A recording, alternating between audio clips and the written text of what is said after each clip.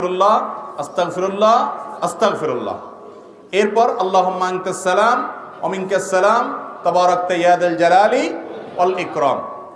এর পাশাপাশি আয়াতুল কুরসি, পাঁচ ওয়াক্ত নামাজের পরে কি পড়া? আয়াতুল কুরসি পড়া।